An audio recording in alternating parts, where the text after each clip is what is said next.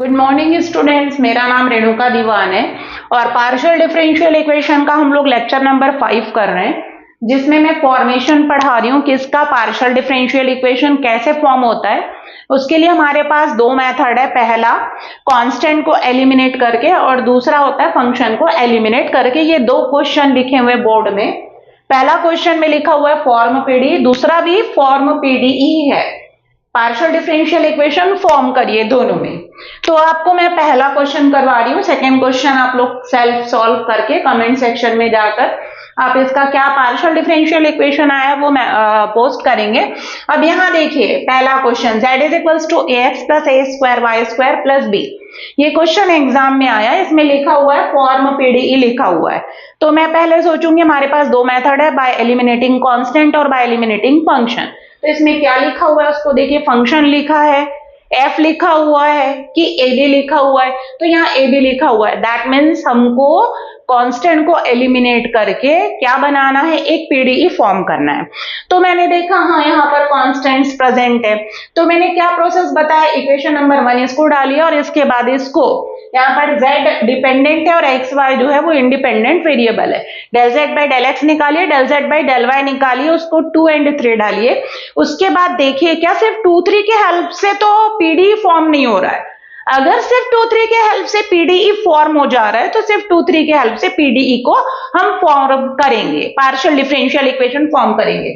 और सपोज हमारा सिर्फ 2 3 के हेल्प से पीडीई फॉर्म नहीं हो पा रहा है तो उस केस में हम इक्वेशन नंबर 1 को भी यूज करेंगे।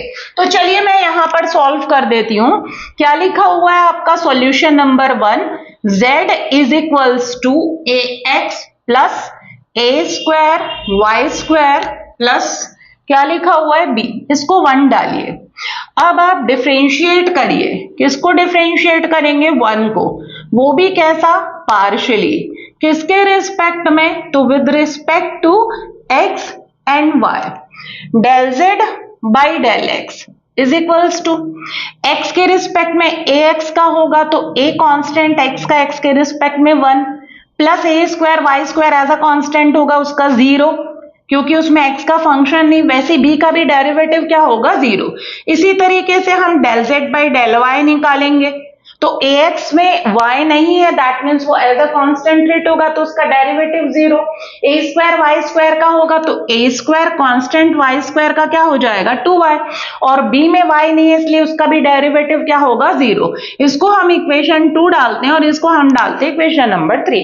अब आप देखिए कि 2 और 3 से क्या a b निकल रहा है क्या, तो हाँ तो b आ ही नहीं रहा है, तो a b कैसे निकलेगा, ए बी तो निकल ही नहीं पा रहा है 2 3 से, तो बी तो रह जाएगा। अगर मैं इन दोनों को यूज करके वहां पर रखूं तो बी मेरा एलिमिनेट नहीं हो पाएगा।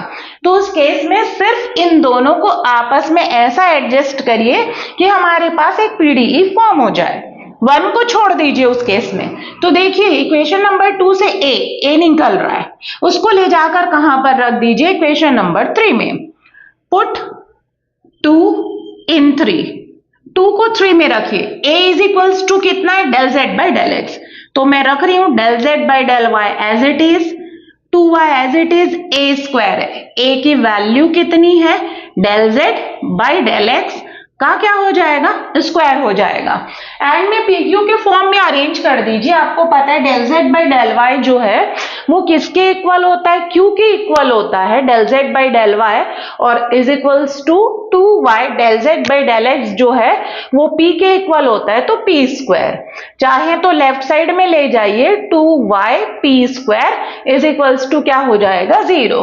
एंड दिस इज, इसके नीचे लिखेंगे दिस इज रिक्वायर्ड